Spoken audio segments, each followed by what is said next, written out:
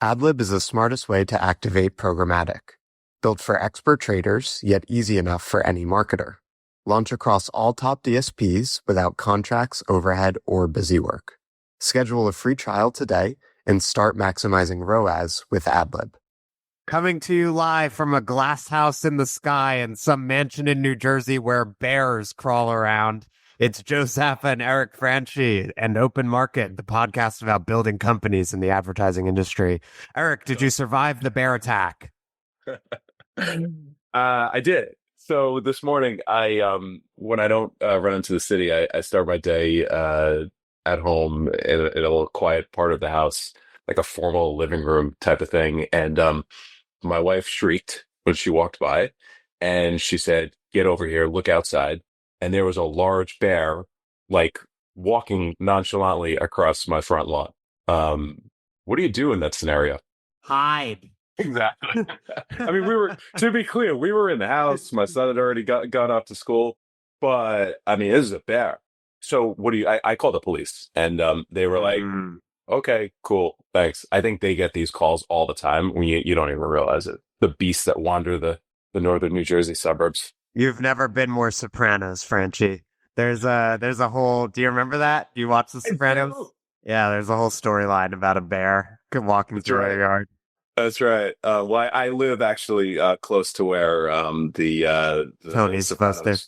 Yeah, was filmed, and the theme, the sort of northern New Jersey family. So yeah, it tracks. Once we post this, I'll post up the video so the listeners can see it. It was outrageous.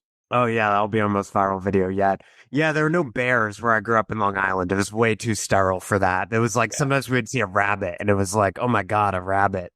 Forget about that. Bears. Anyway, how are we doing? What are we talking about today, Joe?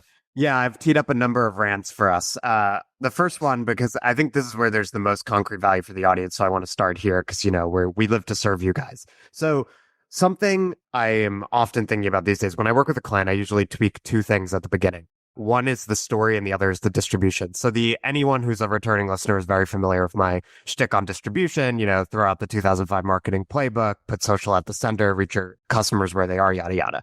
The other part is the story. And I think it's a little more ineffable. So it maybe merits some rumination here. So what I tend to find in ad tech is the main problem is people aren't really telling a story. They're just describing what they do. So, for example, I've said we're in the outcomes era and everyone wants to say that they're going to help advertisers drive outcomes. Or if it's publishers, we're going to generate more revenue. And so that leads many companies to essentially just say, like, we help ads perform better. Or, like we drive performance or we like drive more revenue. And that is not what you want to do. And I never want to be mistaken for advocating that kind of message because you might hear me saying, we're in the outcomes era and then think, oh, well, Joe would support the kind of message that's just like, well, we drive outcomes, right? We're in the outcomes era, so let's focus on that. But it doesn't work for two reasons. One is that it's not differentiated. And the number one marketing challenge most ad tech companies have is differentiation. Usually we're not doing something entirely novel. There are 5 to 10 other companies that do what we do. So we have to differentiate from them to earn our customers' business. So that's the first problem is it's not differentiated. The other is it's too literal. It's not big enough to get anyone interested who isn't like in that 5% of like customers who need your thing right now. Like if your message is like, we make ads perform, you might get like the very small percentage of your audience that's like a direct customer who is like right now being like, we need to increase our ad performance. Like that's a huge pain point for us, but you're not going to drag anyone else into the circle. And you're probably not even going to drag those people into the circle because again, tons of people are saying to them, we're going to increase ad performance. Okay, so what do? You need to think about the status quo in the industry. What's wrong with it? Who is essentially screwing over your customers and how you're going to fix the industry on their behalf. So like the other day I met with a mobile ad creative company called Big Happy and like they make mobile ads better essentially, right? They have proprietary formats. They have proprietary creative technology. And like, again, what we do would be like, we make ads better or we make better mobile ads. But a bigger story would be like, advertising has lost sight of creative, right? It's become entirely about chasing customers around the internet. It's become about tracking. All of that is important. It's part of the digital status quo, and Big Happy fits into that. But we think that advertisers have largely lost sight of, and the ad tech industry has definitely lost sight of, the one thing the customer actually sees, which is the creative itself. And we want to manipulate that variable to drive better ad performance. So then the narrative becomes something much bigger picture. Like what we need as an advertising industry is a return to creative, right? And if you hit that message over and over again, now it's bigger than just like, hey, advertiser, we want to make your ads perform better. It's like we stand for the importance of creative in the advertising process. And now you're not just getting, advertisers who want to tweak their performance interested. You're getting the entire creative industry on your side, and they're going to want to interact with your content and amplify it. And you're going to reach more brands and agencies, not only by reaching them directly and mobilizing the people at brands and agencies who care about creative, but also by mobilizing anyone in the industry, in advertising and marketing, which is a huge target audience who has a stake in the importance of creative. And so that's how you take a basic what do we do answer to a question, which every company should have, and weave it into this bigger, broader story that's going to get people interested and grow your awareness, and attention leads to trust, which leads to pipeline. Yeah, that makes sense. I'll let you take a breath. I don't think you took a single breath during that entire rant, buddy. I can't fault founders. I can't fault companies for going straight into what they do because they're not marketers, right? Like, typically the original founding team of a business, they're not necessarily marketers. They don't have the background in like brand strategy, positioning, everything like that. But like, wow, when you can elevate a company, elevate a pitch, elevate a team just by saying, all right, cool. Like what you do is awesome. What problem are you solving? Who are you solving it for? How are they being screwed? Like everything changes. So I think the audience is like super fortunate to have somebody like you just kind of like riffing on this stuff. What I think is interesting when we just went through that and when you shot me the note this morning about it is it's also a very common trait of like every successful fundraise deck that I've looked at, rather a well done fundraise. So a fundraise deck is typically like 10 slides and it follows what I think is an optimal flow, which is in the beginning, it's like who we are, like what is the purpose of the company, and then go straight into not the product, not the solution, but the problem, particularly for an uninitiated investor.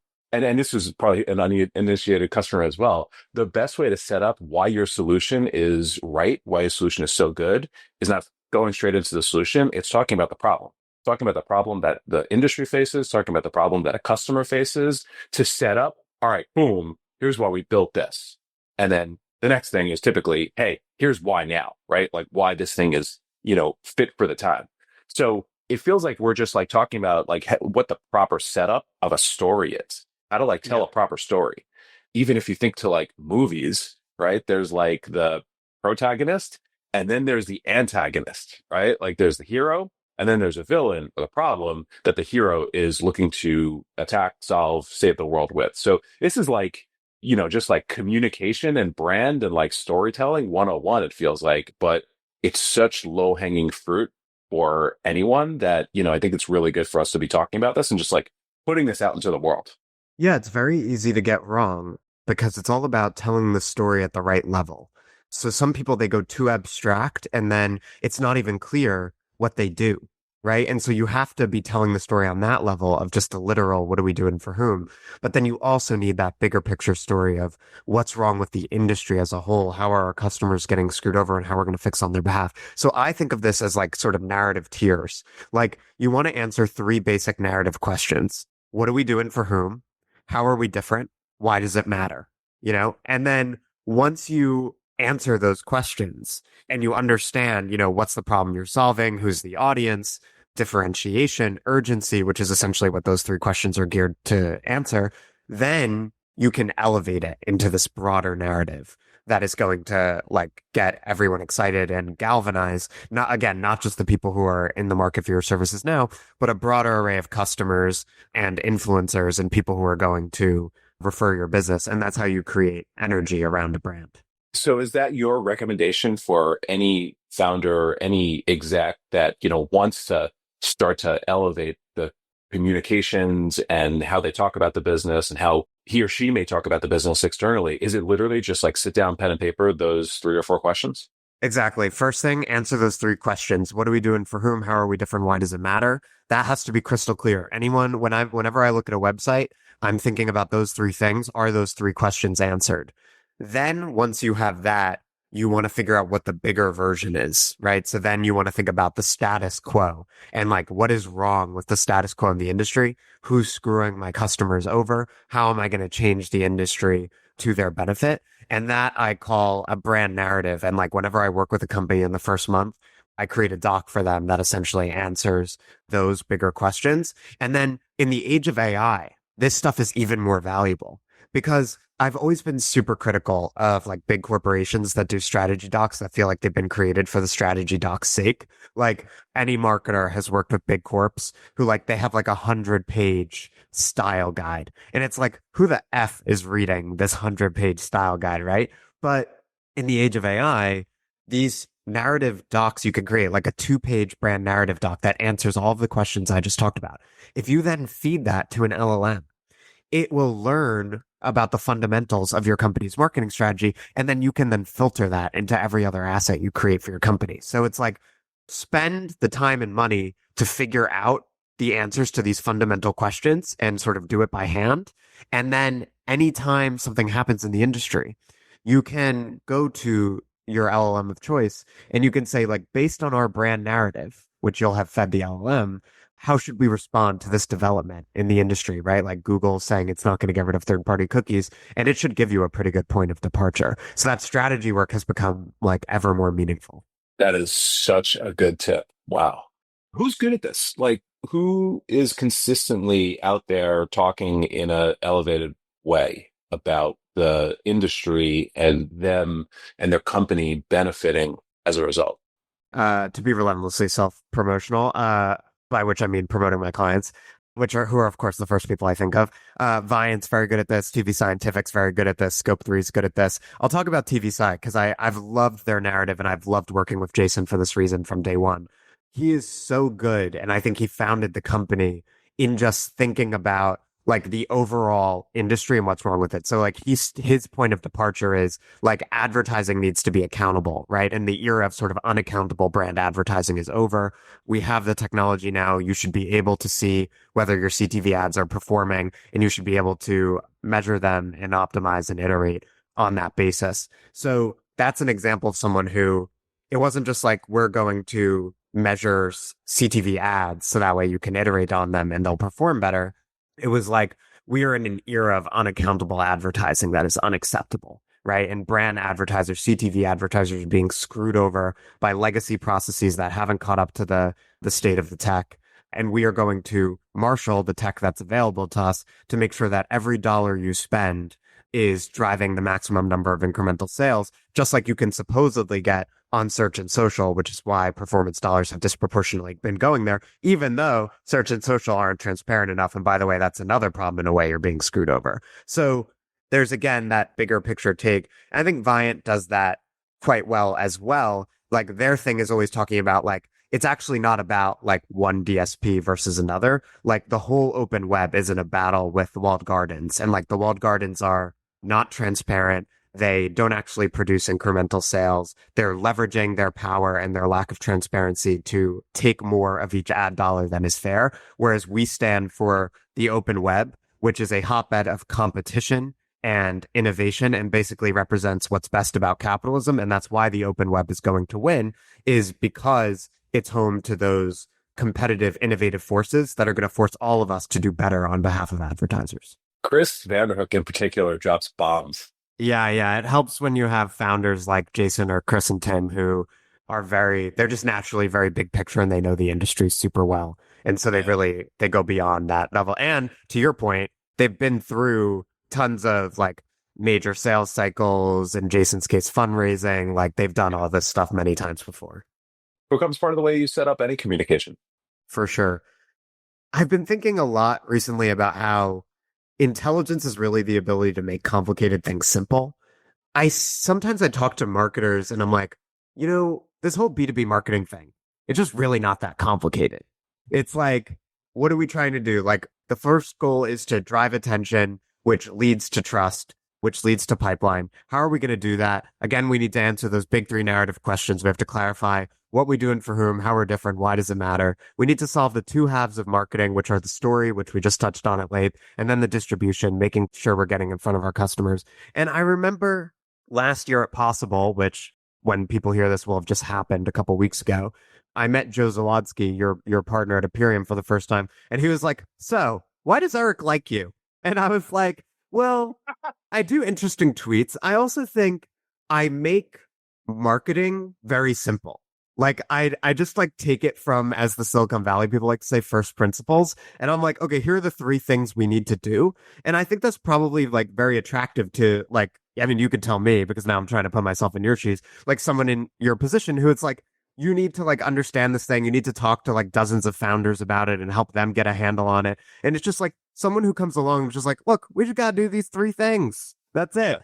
And I think people get so lost in the sauce. And so the more I progress in my career and the higher level people I work with, the more I'm like, they have an amazing ability to distill complicated things into simple concepts. And on the flip side, like the people I see who are like that Charlie Day meme with like the whiteboard with like a million post-its on, they're like taking something super simple and like making it into a dissertation. I'm just like, I do not want to deal with that. That's way too much complexity for something that does not require it.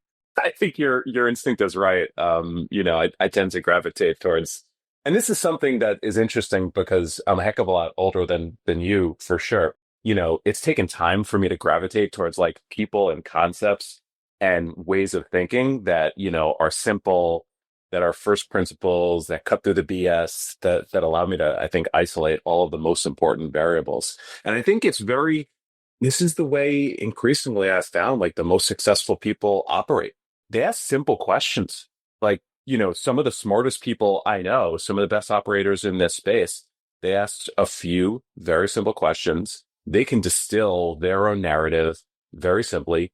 They're not using jargon. They're not using like a bunch of, big words. They're able to communicate this stuff really, really simply, really, really effectively. And I think, when you have your word, right? The frameworks, or you have just your, kind of lens of looking at the world that you can boil down to simply, it allows you to be that much more effective and scalable. Like I'll give you some examples, right? Like, at day zero, you need a builder and you need a seller. It's cute, it's pithy, it makes you think, but it also is the way that I will then look at a company. Like, is there a builder? Wait, there's no CTO? How the hell are you going to build a product? So I think some of these like very simple sayings or frameworks have become the way I've started to look at the world over, increasingly many years. I strive to be like super simple in like the execution of the work at Aperion. And if you think about the smallest companies in the world and the largest companies in the world, oftentimes what they do really effectively is they have like three KPIs for the year. Literally, like Google, I think it's, three KPIs for the year. And then depending on like, what your role is, what your functional area is, you're going to have like sub KPIs that ultimately like roll up into one of those three big KPIs for the year. But if you were to ask the CEO of Google, like he'll be able to articulate, here's the three most important things we're working on this year. And one of them is obviously going to be something like AI. When we're evaluating an investment, there's, depending on the stage of the company, there's just three things we may look at. And it starts with team. And it goes to, is this a builder and is this a seller? And what is this team uniquely comprised of that we think they can be winners? And what does this team have from a background or from a qualification standpoint that make us feel good that they'll be able to get this thing to the other side? And then we can get into like vision, and which is a corollary of team, product, traction, the terms of the deal, and everything like that. I force myself for every investment that I'm going to bring to Imperium to have not an 8-page memo, but a 1-page memo. Like, Mm-hmm. can we constrain all of the thoughts around the three or four things that are most important about this investment opportunity into one page? And if you can't do that, like, are you trying to convince yourself of otherwise? Or can you be like, so simple and first principles and structured in your thinking that you can actually distill what is like a super important investment decision into one page? So I'm always pushing to make things simple and concise. And, I think maybe it's a sign of maturity and intelligence, or it's just a more effective way to work.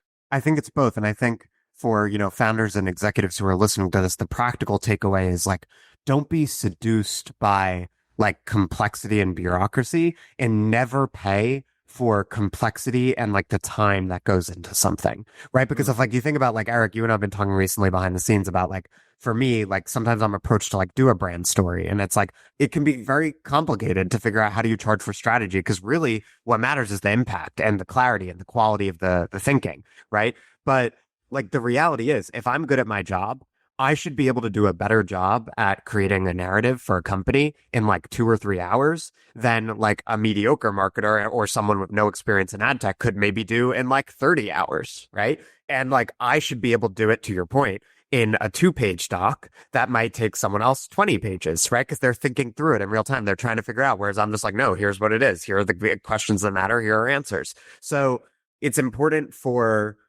founders and execs who are hiring to understand like you're looking for people who have compelling responses that are simple and you want to make sure you're optimizing for that in how you're recruiting and paying people because you can very easily optimize for the opposite and end up with like the career bureaucrat type of person who will be like, here are my processes and here's like the 17-page whatever. And it's like, we don't need any of that. You got to tell me what the answers are and then we got to keep it moving, especially if you're a startup.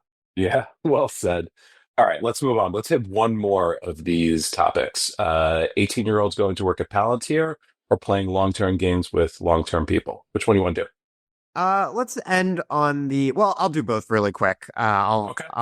Yeah, I'll transcend your constraint here. I'm always eager to transcend the constraints that have been placed upon me.